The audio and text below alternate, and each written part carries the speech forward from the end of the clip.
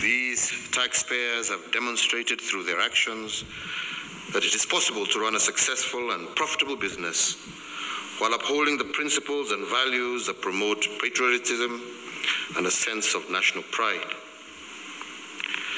Our Constitution, ladies and gentlemen, has guaranteed all the noble goals and aspirations held dear by the people of this republic. However, it is important to underscore that these goals and aspirations can be realized only if the state has sufficient financial resources to execute the required development programs and projects that it has laid out. Indeed, taxes are the fuel for the development engine. And as an independent and sovereign state, and in order to ensure that we remain respected as such, we must strive to finance our development agenda from as much as possible our own domestically generated resources. Therefore,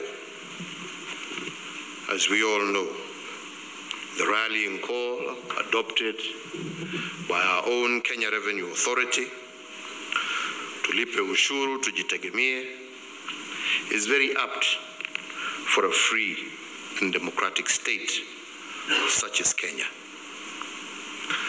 Ladies and gentlemen, let me underscore a fact that sometimes we intend to overlook. Our ability as a nation to collect and administer taxes has been one of the most visible hallmarks of our status as an independent and sovereign nation. It has enabled us to chart our own course, determine and execute our own priorities, and to be proud and a free country that is admired and respected on the international stage. This occasion, therefore, fellow Kenyans, is not just fitting as we celebrate large taxpayers, but indeed as we celebrate each and every single Kenyan who is faithful to the constitutional call for playing their part in nation building by paying their proper share of taxes and paying these on time.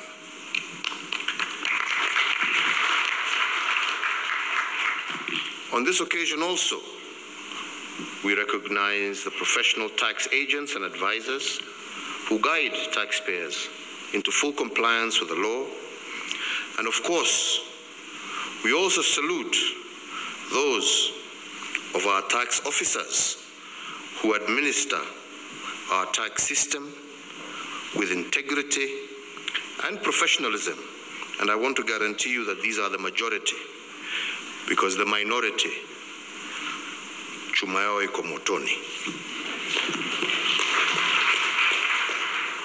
Ladies and gentlemen, I note with great satisfaction that Kenya's tax collections, as has been stated by the chairman, has more than doubled since 2013, from 707 billion Kenya shillings to 1.58 trillion as of the financial year 2018-19.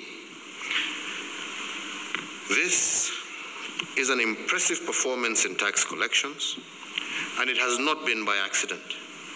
It is a result of deliberate set of actions executed by the Kenya Revenue Authority, and for that, Mr. Chairman, I congratulate you, your board, and indeed the new management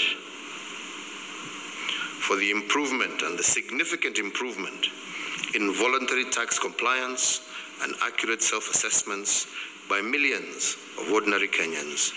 And indeed, as we have noted, the administrative costs as a result for collecting these taxes has also reduced. Some of the actions taken include the use of advanced scanning technology at our ports of entry, to the operation of the new one-stop border post and the upgrades made to the ITAX system to roll out the new integrated customs management system, placing emphasis on automation of tax processes and procedures.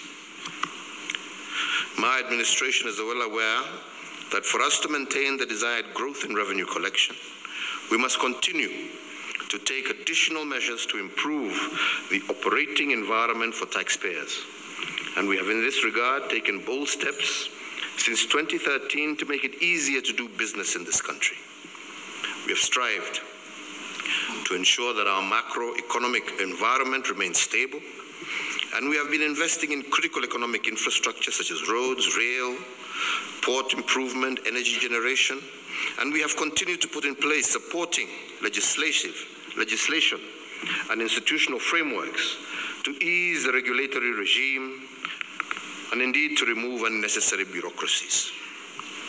As a result of these measures, as the recently released report on the World Bank Ease of Doing Business have shown, Kenya has been placed at position number 56 compared to position number 136 in 2014.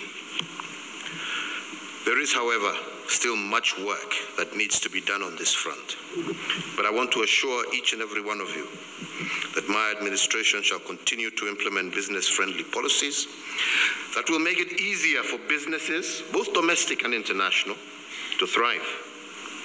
We commit to do this because we know that as you thrive, you create jobs for Kenyans. It means more tax collections, and no doubt, more social economic development programs and projects to improve the well-being of our people. Ladies and gentlemen, even as tax collections have increased year on year at impressive rates, we all know and are well aware that only a small segment of Kenya's tax potential has been tapped. There is still room for improvement through expansion of the pool of players, closing of leakages, aggressive identification and elimination of tax evasion schemes, and easing self-assessment and voluntary compliance procedures. My administration has continued to facilitate increased investment in the acquisition of skilled tax personnel, training, technology, and this, I believe, will make the Kenya Revenue Authority one of the leading tax administrators on the African continent.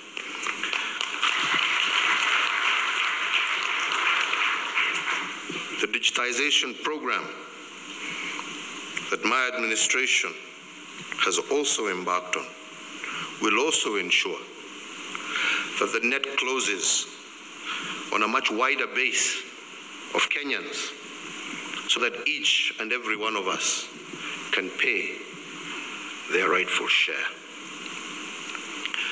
To scale further the growth in our tax revenue, which is not a matter of choice, other critical institutions in the tax administration chain must also up their game and endeavor.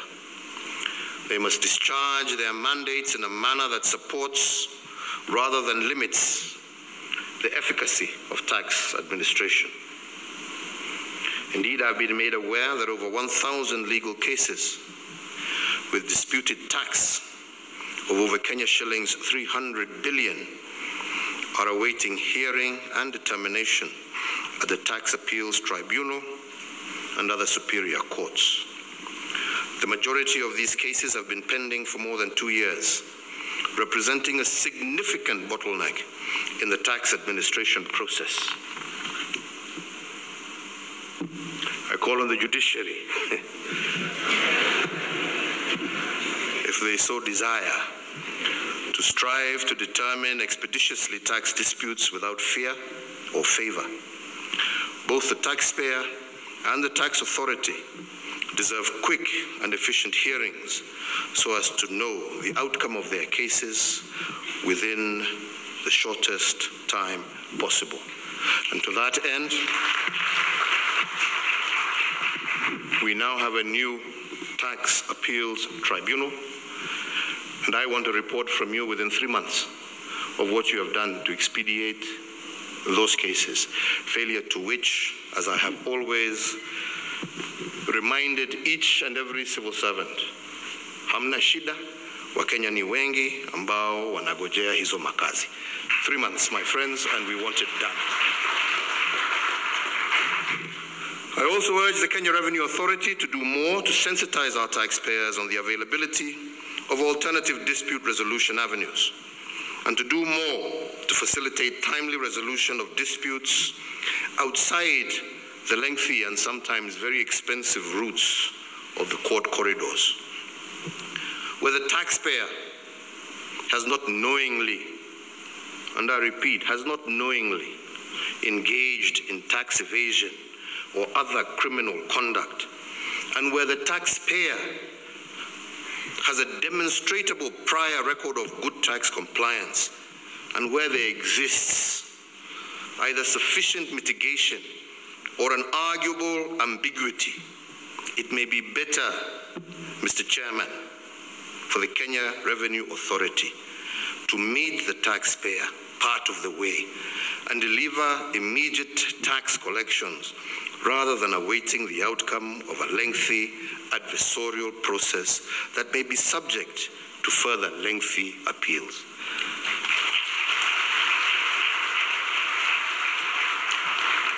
Hakuna haja ya kutesa mtu ambaye amefanya makosa. Kama amefanya makosa kidogo na hakuwa amefanya kwa sababu alikuwa na nia ya kuiba, jameni, ketini, muongee, musuluhishe na tuendelee mbele. Really.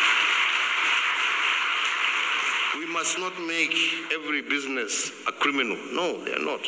They are not criminals. We know the criminals. Yeah? Yeah. They are not the criminals. So where we can sit and discuss, let us sit and discuss and find solutions and move forward and allow the businesses to continue with their activities as we move in all other cases, and in particular where there has been tax evasion or other criminal conduct. Bwana Kinoti na my friend Bwana Haji, fanyeni kazi yenu na nyinyi, because the law must follow its natural course, and this we must do. In recent months, the Kenya Revenue Authority has increased prosecutions against tax evaders. Going forward, the professional advisors and facilitators of tax evasion who enable tax evasion will also come into focus and face prosecution. Tax evasion will and must be fought on all fronts. My call, therefore, is on all taxpayers to voluntarily come forward and regularize their tax positions rather than awaiting the coming storm. We are particularly keen on hearing from whistleblowers who are able to give the necessary authorities accurate and compelling information that yields additional tax collections. And to that end, I direct the National Treasury to re-examine the reward system contained in the Kenya Revenue Authority Act with a view to significantly enhance it and therefore empower the KRA to boost further the receipt of actionable intelligence on tax evaders. For far too long, tax evasion, unfortunately, has been glorified in Kenya. Far too many Kenyans feel justified to cheat their fellow Kenyan in paying less than they should into the public coffers. Yet despite this behavior, the very same still expect world-class roads, quality healthcare and education and other public services, not appreciating the fact that these public goods and services are paid for out of tax revenues. This situation, my brothers and sisters, is untenable and will not be allowed to continue. So in this regard, I hereby also direct the National Treasury, the Kenya Revenue Authority, the Office of the Attorney General, and all other agencies to review and make recommendations that will strengthen the tax enforcement legal framework. The KRA must be given greater powers and authority to A, address tax evasion, to expedite the dispute resolution process, 3, to provide for mandatory payment of part of the tax in dispute where there is an appeal by a taxpayer against the decision of the tribunal. In addition, the authority must be empowered to impose greater accountability in terms of fines and liability for taxes with respect to professional advisors and agents who provide assistance for or enable the deliberate non-payment of taxes, and a draft bill to that end will be placed before Cabinet within 120 days from today. Further, I do direct that the Kenya Revenue Authority, in consultation with the Ministry of Interior and coordination of national government, bring into immediate operation those provisions of the current law that empower duly authorized officers of the Kenya Revenue Authority, while performing their statutory duties, to exercise the powers, privileges, and rights and protection of police officers. Distinguished taxpayers, ladies and gentlemen,